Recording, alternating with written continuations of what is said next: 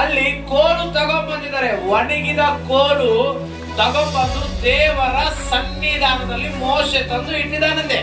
ಎಲ್ಲಿಟ್ಟಿದ್ದಾರೆ ಈ ಒಣಗಿದ ಕೋಲನ್ನು? ಎಲ್ಲಿ? ಲೋಕದಲ್ಲಿ ಅಲ್ಲ, ಮನೆಗೆ ಅಲ್ಲ, ವ್ಯಾಪಾರದಲ್ಲೆಲ್ಲ, ಹೊಲದಾಗಲ್ಲ, ಇಲ್ಲ ಕೆಲಸದಾಗಲ್ಲ, ಫ್ಯಾಕ್ಟ್ರಿದಲ್ಲ, ನಾವು ಹೋಗುವಂತ ಮಾರ್ಗಗಳಲ್ಲಿ ಅಲ್ಲೇ ಅಲ್ಲ. ಎಲ್ಲಿ ತಗೊಂಡ್ಬಂದಿದಂತೆ? ಆ ಒಣಗಿದ ಕೋಲು ತಂದು ದೇವರ ಸನ್ನಿಧಿಯಲ್ಲಿ, ಎಲ್ಲಿ? ದೇವರ ಸನ್ನಿಧಿಯಲ್ಲಿ ಆ ಕೋಲು ಇಟ್ಟಿದಾಗ ದೇವರ ಪ್ರಸನ್ನತೆ, ದೇವರ ಮಹಿಮೆ ಯಾರ ಮೇಲೆ ಇದೆ ನೋಡೋಣ ಅಂತ ಇದು ನೋಡ್ತಿದ್ದಾವಾಗ ಆ ಒಂದು ರಾತ್ರಿ ದೇವರ ಸನ್ನಿಧಾನದಲ್ಲಿ ಇರುವಂತ ಆ ಕೋಲು ಏನಾಗಿರುತ್ತೆ? ತಿರುಗು ದಿನ ಅಂದ್ರೆ ಮಾರ್ಸಲ್ಲಿ ದಿನ ಹೋಗಿ ಆ ಮೋಶೆ ನೋಡಂತ ಪ್ರತ್ಯಕ್ಷದ ಗುಡಾರದ ಒಳಗೆ ಬಂದು ದೇವರ ಸನ್ನಿಧಿಯಲ್ಲಿರೋದ ಈ 12 ಗೋತ್ರ, ಕುಲಗೋತ್ರ ಕೋಲುಗಳನ್ನು ನೋಡಿದಾಗ ಅದರಲ್ಲಿ ಯಾರು ಅಭಿವೃದ್ಧಿ ಹೊಂದುತ್ತೆ? ಆಹಾರವನ್ನು ಕೋಲು. ಆಮೇಲೆ ಆಹಾರವನ್ನು ಕೋಲು ಅಭಿವೃದ್ಧಿ ಹೊಂದದ. ಅದು ರಾತ್ರಿ ರಾತ್ರಿ ಒಣಗಿದ ಕೋಲು ಏನಾಗಿದೆ ಅಂದ್ರೆ ಹೂ ಬಂತು, ಕಾಯ ಬಂತು, ಹಣ್ಣು ಬಂತು, ಅದು ಚಿಗುರಿಸಿದಂತೆ. ಹಲ್ಲೇಲೂಯಾ. ಇದಕ್ಕೂ ಕಾರಣ ಏನು ನಾವು ಅಬ್ಸರ್ವೇಷನ್ ಮಾಡಬೇಕು. ಎಲ್ಲಿ ಅಂತಂದ್ರೆ ಆ ಕೋಲು ಎಲ್ಲಿ ಹುಟ್ಟಿ ಮಾಡಿದಂತೆ? ಅದು ಎಲ್ಲಿಟ್ಟಿದೆ? ದೇವರ ಸನ್ನಿಧಾನದಲ್ಲಿ. ಆಮೇಲೆ 10 ಆಜ್ಞೆಗಳು ಎಲ್ಲಿದಾವೋ ಆ 10 ಆಜ್ಞೆಗಳು ಏನ್ ಮಾಡಿದ್ವು? ಈ ಕೋಲು ತಂದು ಹಾಕಿದ್ರು. ಆದ್ರೆ ದೇವರ ಮಹಿಮೆ ಬಂದು, ದೇವರ ಕೃಪೆ ಬಂದು ರಾತ್ರಿ ರಾತ್ರಿ ಏನಾಗಿತ್ತಂತೆ? ಒಣಗಿದ ಕೋಲು. ಆಮೇಲೆ ಹಲ್ಲೆಲೂಯಾ. ಈ ಪಾಠವನ್ನು ನೋಡಿ ಅಲ್ಲಿರೋದ ಎಲ್ಲ 12 ಜನ ಗೋತ್ರ ಕರ್ತರು, ಅವರ ಕುಲ ಗೋತ್ರ ಕರ್ತರ ಏನ್ ಮಾಡಿದ? ನಿಜವಾಗ ನಾವು ಹೊಟ್ಟೆ ಕಿಚ್ಚಲಿಂದ ಇವ್ರ ಮೇಲೆ ಏನ್ ಮಾಡಿದ್ವಿ? ಏನೇನೋ ಮಾತಾಡಿದ್ವಿ. ನೀವೇನ ಸೇವೆ ಮಾಡೋದು, ನೀವೇನ ಮುಂದಕ್ಕೆ ಹೋಗೋದು, ನಿಮ್ಲಿಂದ ದೇವ್ರು ಕರೀತಾರೆ. ಈ ತರ ಜಗಳ ಆಗಿತ್ತಲ್ಲ, ಆ ಜಗಳದಿಂದ ದೇವ್ರು ಏನ್ ಮಾಡಿದ್ರು ಗೊತ್ತಾ? ನಾನು ಲೇವಿ ಗೋತ್ರವನ್ನು ಆರಿಸ್ಕೊಂಡಿದ್ದೀನಿ. ಆಮೇಲೆ ಯಾರನ್ನ ಆರಿಸ್ಕೊಂಡಿದ್ರು? ಲೇವಿ ಗೋತ್ರವನ್ನು ಆರಿಸ್ಕೊಂಡಿದ್ರೆ, ಲೇವಿ ಕುಲದವರನ್ನ ಆರಿಸ್ಕೊಂಡಿದ್ದಂತ ದೇವರು ಪ್ರತ್ಯಕ್ಷ ಪರಸದಗೋಸ್ಕರ ಏನ್ ಮಾಡಿದ್ರು? ಒಂದು ರಾತ್ರಿಯಲ್ಲಿ ಒಣಗಿದ ಕೋಲು ಏನಾಗಿತ್ತು? ನಿಜವಾಗಲೂ ನಾನು ಹೇಳ್ತೀನಿ ನೋಡ್ರಿ, ನೀನು ನಿಜವಾದ ಭಕ್ತಿ ಮಾಡೋದಾದ್ರೆ ದೇವರ ಸನ್ನಿಧಾನದಲ್ಲಿ ಕುಂತುಕೊಳ್ಳುವಾದ ನಿಜವನ್ನು ಫಲಿಸ್ತೀನಿ. ಆಮೇಲೆ ಹಲ್ಲೆಲೂಯಾ. ಇವತ್ತು ನಿನ್ನ ಜೀವನ ಒಣಗಿ ಆಗಿರ್ಬೋದು, ಸಾಲಲಿಂದ, ಸಂಕಟಲಿಂದ, ವ್ಯಾಧಿ ಆಗಿರ್ಬೋದು, ಸಮಸ್ಯೆ ಆಗಿರ್ಬೋದು, ವೇದನೆ ಆಗಿರ್ಬೋದು, ಜನರಲಿಂದ ಆಗಿರ್ಬೋದು, ಎಲ್ಲ ಇಡೀ ಲೋಕದಲ್ಲಿ ನಿನಗೆ ಶ್ರಮ, ಬಾಧ, ಕಷ್ಟದಿಂದ ನೀನು ಒಣಗಿದೆಯಾ? ಆದ್ರೆ ದೇವರ ಸನ್ನಿಧಾನ ನೀನಿದ್ರೆ, ಆಮೇಲೆ ದೇವರ ಸನ್ನಿಧಾನ ನಿಜವಾಗ್ಲೂ ನೀನಿದ್ರೆ, ಸುಳ್ಳು ಅಲ್ಲ, ಸುಮ್ನೆ ಅಲ್ಲ, ನಾಮಕೆ ವಾಸೆ ಅಲ್ಲ, ನಿಜವಾಗ್ಲೂ ನಿನ್ನ ಹೃದಯದ ಒಳಗಳಿಂದ ದೇವರ ಸನ್ನಿಧಾನ ಕುತ್ತುಕೊಂಡು ನೀನು ಪ್ರಾರಂಭ ಮಾಡಿದ್ರೆ ನಿಜವಾಗ್ಲೂ ನೀನು ಕೂಡ ಅಭಿವೃದ್ಧಿ ಹೊಂದುತ್ತೆ. ಆಮೇಲೆ ನಿಜವಾಗ್ಲೂ ನೀನು ಅಭಿವೃದ್ಧಿ ಹೊಂದಬೇಕು. ನಿನ್ನ ರೋಗ ಹೋಗ್ಬೇಕು, ನಿನ್ನ ಬಾಧ ಹೋಗ್ಬೇಕು, ನಿನ್ನ ಸಂಕಟ ಹೋಗ್ಬೇಕು, ನಿನ್ನ ಸಾಲ ಬಗೆಹರಿಸಬೇಕು, ನೀನು ಅಭಿವೃದ್ಧಿ ಬರಬೇಕು, ಎಲ್ಲರಿಗೆ ಕೊಡಂಗ ಆಗ್ಬೇಕು, ನಿನ್ನ ಆಶೀರ್ವಾದ ಹೊಂದಬೇಕು, ಸಮಾಧಾನ, ಶಾಂತಿ, ನೆಮ್ಮದಿ ನಿನಗೆ ಬೇಕಂದ್ರೆ ಎಲ್ಲಿಗೆ ಹೋಗ್ಬೇಕಂದ್ರೆ ಲೋಕದಲ್ಲಿ ಸಿಗೋದಿಲ್ಲ. ಎಲ್ಲಿ ಸಿಗಲ್ರಿ? ಕರ್ತನಂತಾನೆ ಲೋಕ ಕೊಡದ ಹಾಗೆ ನಾನು ಸಮಾಧಾನ ಕೊಡ್ತಿಲ್ಲ, ನನ್ನ ಶಾಶ್ವತವಾದ ಸಮಾಧಾನ ನಾನು ನಿಮಗೆ ಕೊಡ್ತೇನೆ. ಆಮೇಲೆ ಶಾಶ್ವತವಾದ ಶಾಂತಿ ನಾನು ನಿಮಗೆ ಕೊಡ್ತೀನಿ ಅಂತ ದೇವರು ವಾಗ್ದಾನ ಕೊಟ್ಟಿದ್ದಾನೆ. ನಾವು ಏನ್ ಮಾಡ್ಬೇಕಂದ್ರೆ ಆ ಒಣಗಿದ ಕೋಲು ದೇವರ ಸನ್ನಿಧಿಯಲ್ಲಿ ಯಾವಾಗ ಬಂದತೋ ಅಭಿವೃದ್ಧಿ ಹೊಂದೋದು ಪ್ರಾರಂಭ ಆಗುತ್ತೆ. ನೀವು ದೇವರ ಸನ್ನಿಧಿಯಲ್ಲಿ ಬಂದು ಯಾವಾಗಾದ್ರೆ ನಿಜವಾಗ್ಲೂ ಯಥಾರ್ಥವಾಗಿ, ಯಥಾರ್ಥ ಅಂದ್ರೆ ಒಳಗೆ ಹೆಂಗಿರ್ತೀವೋ ಹೊರಗೆ ಹಂಗಿರ್ಬೇಕು. ಹೆಂಗ್ರಿ? ಹೊರಗೆ ಹೆಂಗಿರ್ತೀವೋ ಒಳಗ ಕೂಡ ಹಂಗಿರ್ಬೇಕು. ದೇವರು ಒಂದು ಮಾತಾಡಿದಾನೆ, ನಾನು ವೇಷನಾಗ್ಲಿಕ್ಕೆ ಕ್ಷಮಿಸ್ತೇನೆ, ವೇಷಧಾರನಿಗೆ ಕ್ಷಮಿಸ್ತೇನೆ. ಯಾರು ಕ್ಷಮಿಸಲ್ಲಂತೆ? ವ್ಯಭಿಚಾರ ಮಾಡುವವರು ಕ್ಷಮಿಸ್ತೇನೆ. ಒಳಗೊಂದು ಹೊರಗೊಂದು ಇಟ್ಕೊಂಡು ನನ್ನ ಅಸಲೆ ಅದು ದೇವರಿಗೆ ಅಸಹ್ಯವಾದದ್ದು. ಈ ಮೋಶೆ ಹೇಳಿದಾನೆ, ನಮ್ಮನ್ನು ದೇವರು ಕರೆದಿದ್ದಾನೆ, ದೇವರಿಗೆ ಕರುವಿಗೆ ನಮಗೆ ಬಂದು ನಾವು ಈ ಮಂದಿರದಲ್ಲಿ ಸೇವೆ ಮಾಡುವವರು ಅಂತ ಹೇಳಿ ಅದು ನೆರವೇರಿಸ. ಯಾರು ಹೇಳಿದ್ರ ಅಂತಂದ್ರೆ ದೇವರು ಹೇಳಿದಾನೆ. ಅವ್ರಿಗೆ ಇರುವಂತವ್ರಿಗೆ ಏನೈತೆ, ನಾವುಗಳು ಸೇವೆ ಮಾಡ್ತೀವಿ, ಇಲ್ಲ ನಾವುಗಳ ದೇವ್ರು ನಮ್ಮನ್ನು ಮೆಚ್ಚಿದ್ದಾರೆ, ನಮ್ಮನ್ನು ಆಶ್ರಯ. ಈ ತರ ಜಗಳ ಬಂತು. ಅಲ್ಲಿ ಜಗಳ ಬಂದಿದೆ. ಏನಾಗಿತ್ತು ಅಂದ್ರೆ ಅವರ ಕೋಳುಗಳು ಏನಾಗಿಲ್ಲ, ಎದುರು ಚಿಗಿರಿಲ್ಲ. ಅದನ್ನು ಗೊತ್ತಾಯ್ತು ನಿಮ್ಗೆ? ಇವರ ಮೇಲೆ ಅಂದ್ರೆ ಮೋಶೆ ಮೇಲೆ ಅವ್ರು ಏನಾಗಿತ್ತು, ಹೊಟ್ಟೆ ಕಿಚ್ಚಲಿಂದ ಬಂದಿದ್ದಾರೆ, ಗುಣಗುಡ್ತಾ ಬಂದಿದ್ದಾರೆ. ನೀನೇನಾ ಮಾಡೋದು, ನಾವಿಲ್ವಾ?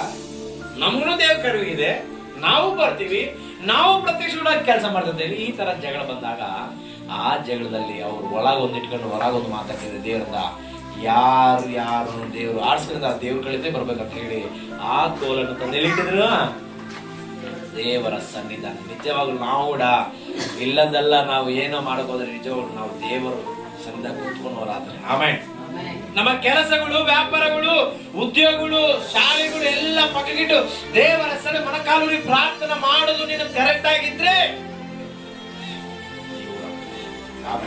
ನೀವು ಕೂಡ ದಿನ ದಿನ ಅಭಿವೃದ್ಧಿ ಹೊಂದಿ ನೀನು ಫಲಭರಿತವಾಗಿ ಇರ್ತೀವಿ.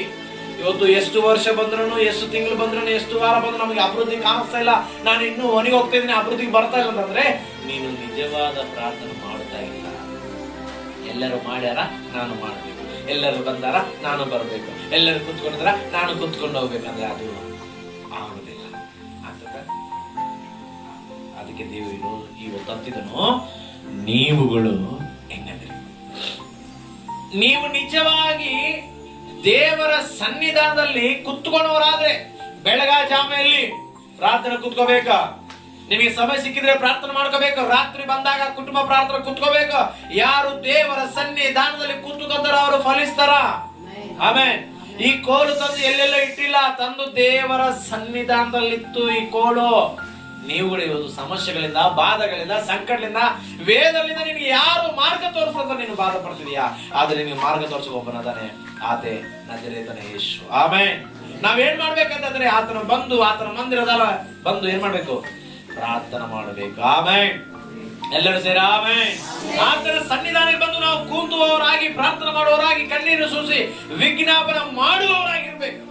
ಅವಾಗ ನಮ್ಮ ಜೀವನದಲ್ಲಿ ಏನ್ ನಡೀತದೆ, ಆಶೀರ್ವಾದ, ಆರೋಗ್ಯ ಇದೆಲ್ಲ ನಮ್ಗೆ ಕಾಣಿಸ್ತದೆ. ಆಮೇಲೆ ಹಲ್ಲೆಲೂಯಾ. ಮತ್ತೆ ನೀವು ದೇವರ ಸನ್ನಿಧಾನದಲ್ಲಿ ಕುತ್ಕೊಂತೀರಾ, ಕುತ್ಕೊಂಡವರಾ ಏನ್ರಿ, ಒಂದು ರಾತ್ರಿಗೆ ಅಷ್ಟು ಅದ್ಭುತ ನಡೆದ್ರೆ ಮತ್ತೆ ನಾವು ನಿಜವಾಗ್ಲು ಯಥಾರ್ಥವಾಗಿ ಮಾಡಿದ ನಾವು ಅಭಿವೃದ್ಧಿ ಹೊಂದಿಲ್ವಾ? ಮತ್ತೆ ರಾತ್ರಿ ಪ್ರಾರ್ಥನೆ ಬರ್ರಿ ಅಂದ್ರೆ ಬಂದಿರ, ಯಾರು ಬಂದಾರ? ಯಾಕೆ ಬಂದಿಲ್ಲ? ನೀವು ಆಲ್ರೆಡಿ ಹೆಚ್ಚಿಗೆ ಫಲಿಸಿದಿರ ಅಲ್ಲ? ಹೆಚ್ಚಿಗೆ ಫಲಿಸಿದ್ರ ಇಲ್ಲಲ್ಲ? ಆಶೀರ್ವಾದ ಇದವ ನಿಮ್ಮ ಹತ್ರ? ಆಶೀರ್ವಾದಗಳು ಅದಾವಾ? ಇಲ್ಲ, ಇನ್ನೂ ಬೇಕು ನಮ್ಗೆ, ಹೌದಿಲ್ವಾ? ಈ ಆಶೀರ್ವಾದ ನಿಮ್ಗೆ ಅರ್ಥ ಆಗಲ್ಲ. ನಿಮ್ಗೆ ಹೆಚ್ಚಿಗೆ ರೊಕ್ಕ ಐತಾ? ರೊಕ್ಕ ಐತಾ? ಏನಮ್ಮ ರೊಕ್ಕ ಐತಾ? ಏನಮ್ಮ ರೊಕ್ಕ ಐತಾ? ರೊಕ್ಕ ಬೇಕಾ ಸಾಕಾ? ಬೇಕಂದ್ಮೇಲೆ ಏನ್ ಮಾಡ್ಬೇಕು? ಡೈಲಿ ಕೆಲಸ ಹೋಗ್ಬೇಕು. ಮನೆ ಕುತ್ಕೊಂಡ್ರೆ ಬರ್ತಾರೆ ರೊಕ್ಕ. ಮತ್ತೆ ನಿನಗೆ ಬಂದ್ರೆ ಕಷ್ಟ ಇದೆ, ನೀವು ಬರ್ದಾಗಿದ್ರೆ ಎಲ್ಲಿಂದ ತರಬೇಕು ದೇವರ ಆಶೀರ್ವಾದ? ಆರೋಗ್ಯ ಎಲ್ಲಿಂದ ಬರ್ಬೇಕು? ನಿಮ್ಮ ಕಷ್ಟಗಳು ಯಾವಾಗ ಬಗೆಹರಿಸಬೇಕು ಯೋಚನೆ ಮಾಡ್ರಿ. ನೀವೇನ ಮಲ್ಕೊಂಡು ಮನ್ಯಾಗ ನಮ್ಮ ಪಾಸ್ ಎಲ್ಲ ನೋಡ್ಕೊತಾರ ಬಿಡ, ನನ್ನ ಪಾಸ್ ಎಲ್ಲ ನೋಡ್ಕೊತಾರ ಬಿಡ. ನೀವ್ ಮನೆಗೆ ಮಕ್ಕಂದ್ರೆ ಪಾಸ್ ಏನ್ ಮಾಡಕ್ ಆಗಲ್ಲ. ಅರ್ಥ ಆಗ್ತದಾ? ನಾನು ನಿಮ್ಮ ಕಷ್ಟಗಳು, ವೇದನೆಗಳು, ಬಾಧಗಳು ಬಗೆಹರಿಸ್ಬೇಕಂತ ಹೇಳಿ ನಾವು ಎಷ್ಟೋ ಪ್ರಯಾಸದಿಂದ ನಿಮಗಾಗಿಯೇ ನಾವು ಪ್ರಾರ್ಥನೆ ಇರ್ತೇವೆ. ಆಮೇಲೆ ನೀವು ದೇವರ ಸನ್ನಿಧಾನದಲ್ಲಿ ನಿಂತುವವರಾದ್ರೆ, ಆಮೇಲೆ ಹಲ್ಲೆಲೂಯಾ, ಇಲ್ಲಿ ದೇವರ ಸನ್ನಿಧಾನದಲ್ಲಿ ನಿಲ್ಲುವವರಾದ್ರೆ ನಿಜವಾಗ್ಲೂ ನೀವು ಅಭಿವೃದ್ಧಿ ಹೊಂದಿದ್ದೀರ. ನಿಮ್ಗೆ ಆಟಂಕವಾಗಿ ಯಾವ ಮುಳ್ಳಿನ ಗಿಡಗಳು ಬಂದ್ರು, ಯಾವ ಅಡ್ಡು ಬಂದ್ರು, ಯಾರು ಆಟಂಕ ಮಾಡಿದ್ರು ನಿಮ್ಮನ್ನು ಯಾವ ನಿಂದಿರ್ಸಕ್ಕಾಗೋದಿಲ್ಲ. ಆತನ ಜೀವ ಇರುವಂತದ್ದು ದಿನ ಅದು ಅಭಿವೃದ್ಧಿ ಹೋಗ್ತಾನೆ ಇರ್ತದೆ. ಅದನ್ನು ನಿಂದಿರ್ಸಕ್ಕೆ ಯಾರ ಕೈಲಿ ಆಗೋದಿಲ್ಲ. ಆಮೇಲೆ ನಿಮ್ಮನ್ನು ನಿಂದಿರ್ಸಕ್ಕೆ ಯಾರ ಕೈಲಿ ಆಗೋದಿಲ್ಲ. ನಿಮ್ಮನ್ನು ಆಟಂಕ ಪಡಿಸಕ್ಕೆ ನಿಮ್ಮ ರೊಕ್ಕ, ನಿಮ್ಮ ವ್ಯಾಪಾರ, ನಿಮ್ಮ ಕೆಲಸಗಳು, ನಿಮ್ಮ ಒಳ ಬೆಳವಣಿಗೆ ಆಟಂಕ ಮಾಡಕ್ಕೆ ಯಾರ ಕೈಲಿ ಆಗಲ್ಲ. ಯಾಕಂದ್ರೆ ನಿಮ್ಮಲ್ಲಿ ಶಕ್ತಿ ಇದೆ. ಆಮೇಲೆ ನಿಮ್ಮಲ್ಲಿ ಬಲ ಇದೆ. ಈ ಬಲ ಎಲ್ಲಿಂದ ಬರೋದು ಅಂದ್ರೆ ದೇವರ ಕಡಲಿಂದ ಬರುತ್ತೆ. ಆಮೇಲೆ ಹಲ್ಲೆಲೂಯಾ. ಮತ್ತೆ ನಾವು ನಿಜವಾಗೂ ದೇವರ ಸನ್ನಿಧಾನ ಕೂತಿದವರಾದ್ರೆ ನಾವು ಆಮೇಲೆ ಹಲ್ಲೆಲೂಯಾ. ಹೌದಲ್ರಿ? ಈ ಬೈಬಲಲ್ಲಿ ನಡೆದ ಘಟನೆ ನಮ್ಮ ಜೀವನದಲ್ಲಿ ಯಾಕೆ ನಡೆಯಬಾರ್ದಾಗಿತ್ತು? ಆದ್ರೆ ನಾವು ದೇವರ ಸನ್ನಿಧಾನದಲ್ಲಿ ಸ್ಥಿರವಾಗಿ ನಿಂತು ಪ್ರಾರ್ಥನೆ ಮಾಡೋರಾಗಿದ್ದೀವಿ. ಆಮೇಲೆ ನಾವು ನಿಶ್ಚಯವಾಗಲೂ ಪ್ರಾರ್ಥನೆ ಮಾಡಿದ್ರೆ ನಿಜವ ನಾವು ಕೂಡ ಅಭಿವೃದ್ಧಿ ಹೊಂದಿದ್ವಿ. ನಮಗಿರೋ ಬಾಧ, ನಮಗಿರೋ ವೇದನೆ, ನಮಗಿರೋ ದುಃಖ, ನಮಗಿರೋ ಸಂಕಟ, ನಮಗಿರೋ ಫಲಗಿಲ್ಲ ದೇವರು ನಿಜವಾಗ್ಲೂ ನಮ್ಮಿಂದ ಬಿಡಿಸಿ ಬಿಸಾಕ್ಬಿಡ್ತಾನೆ ದೂರ. ಮತ್ತೆ ಹಂಗಾಗ್ತಾ ಇಲ್ಲ. ಯಾಕಂದ್ರೆ ನಮ್ಮಲ್ಲಿ ಏನಿಲ್ಲ, ಕೂತ್ಕೋಬೇಕು, ದೇವರನ್ನ ಹಿಂಬಾಲಿಸಬೇಕು, ದೇವರನ್ನ ಬರಬೇಕು ಅನ್ನೋದು. ಇವತ್ತು ನೀನು ಅಲ್ಲಿ ಇಲ್ಲಿದ್ದಾಗ, ಮನೆಯಲ್ಲಿದ್ದಾಗ, ಎಲ್ಲೆಲ್ಲೋ ನೀನು ಕೂತು ಟೈಮ್ ಪಾಸ್ ಮಾಡಿದ್ರೆ ಏನು ಬರಲ್ಲ.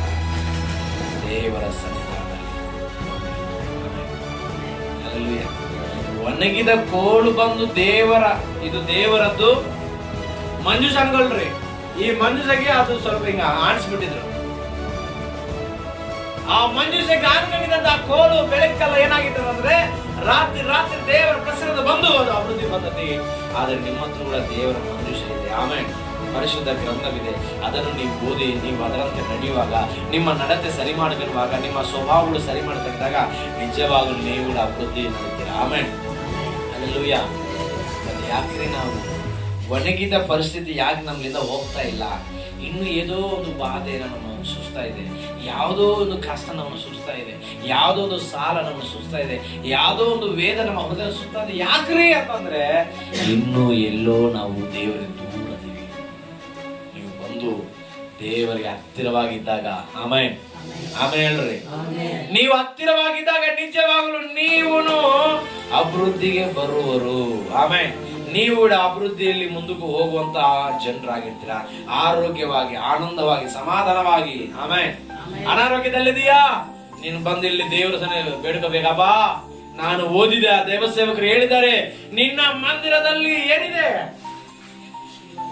ಆಶೀರ್ವಾದ ಇದೆ, ಆರೋಗ್ಯ. ಅದಕ್ಕೆ ಬೈಬಲ್ ಹೇಳ್ತದೆ, ಮಂದಿರದಲ್ಲಿ ಒಂದು ದಿನ ಕಳೆಯುವುದು 1000 ದಿನಗಳ ಗಂಟೆ ಹೆಚ್ಚಾದದಂತೆ. ಆಮೇಲೆ